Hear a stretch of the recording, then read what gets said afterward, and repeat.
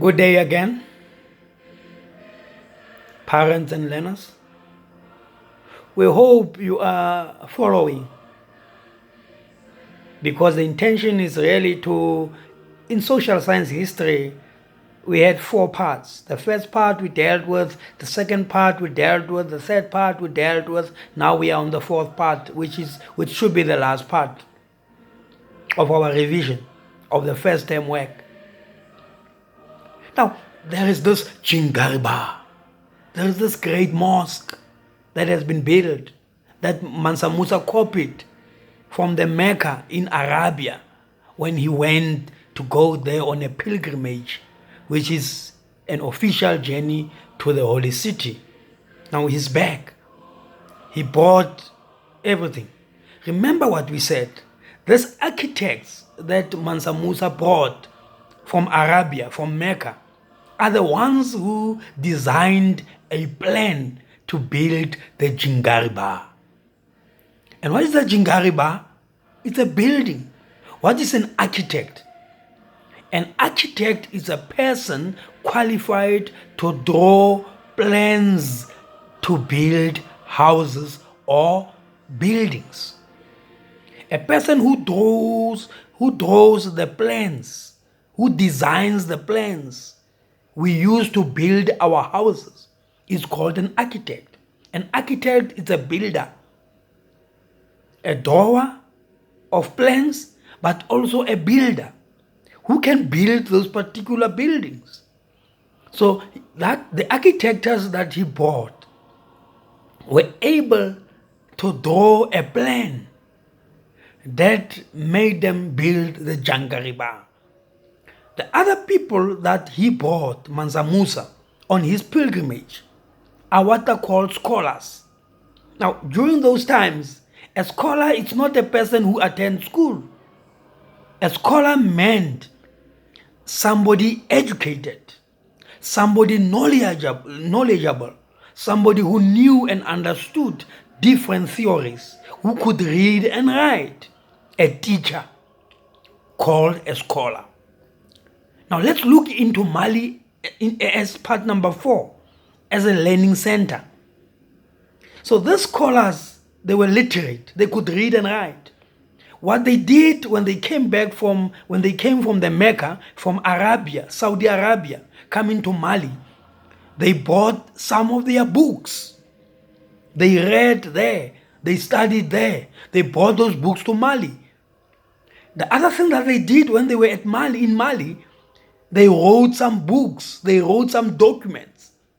So what they did in Mali, they opened a book market, where for the first time in Africa, people had a market, a place of business, a market, a place of business where they could go and buy books. That was called a book market. Number 2, they opened schools, Muslim schools. What do we call a Muslim school? Yes, a madrasa. A Muslim school, a madrasa. Now these scholars, when they got to Mali, they opened madrasas, which are schools where they taught the Mali people how to read and write. Number 3, what they did, they opened a university. The first university in the world was established where? Yes, was established in Mali, Timbuktu. It was called the University of Timbuktu.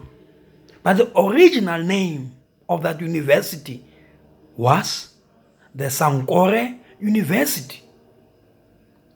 Where did it operate? During the day? During the night? It doesn't matter.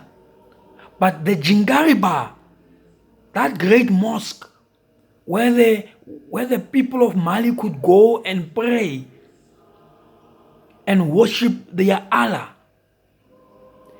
At one time, it was a mosque. The next time, it was a university.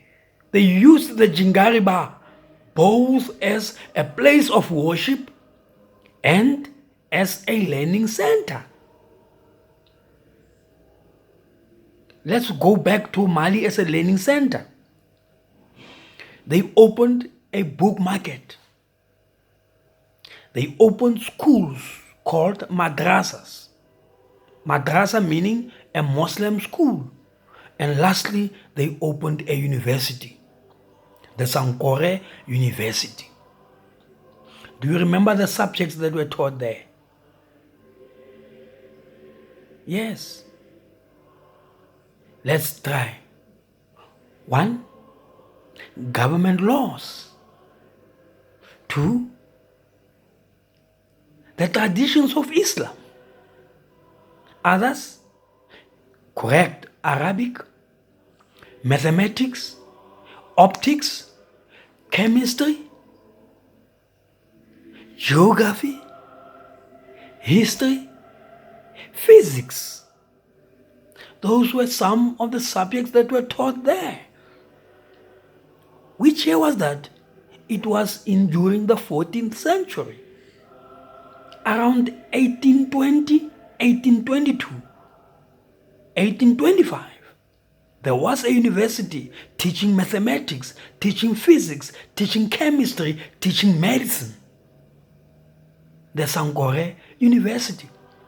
That's how Mali became a learning center. The people of Mali learned to write. They also wrote a lot of documents themselves about Mali. What do we call those documents? Do you still remember? A lot of books that were written about Mali by the Mali people themselves. They were called the Timbuktu manuscripts. Timbuktu manuscripts. Do you still remember that house where they were housed? Where they were kept safe? Some of them. What is called that place? The Ahmed Baba Institute. Because of the collaboration done between the government of Mali and which government? Yes, the South African government. And they decided to house those documents at the Ahmed Baba Institute. Finally, how many documents were there in Mali? How many documents were the Timbuktu documents? Yes, they were 700,000 manuscripts. 700,000 documents kept in their private houses. And the government of Mali and the government of South Africa said, bring those documents to us. Let's keep them safe. How many documents were brought to Ahmed Baba Institute? Only 30,000. The other 670 were left in the private houses. The people refused to bring them to government. They only bought 30,000. That's Mali for you. That's how Mali became, 1, a trading center, 2, a religious center, and lastly, how Mali became a learning center. And Mali developed as such. Unfortunately, all did not go well. All did not go well. Mali became a shadow of its former self. I don't want to get to the reasons, but I hope you got clarification, you understood. Now you are ready for us to move to the second term. That's in summary how the first term and what we dealt with in the first term. Until we meet again, dealing with new topic, new chapter around the second term work. God bless.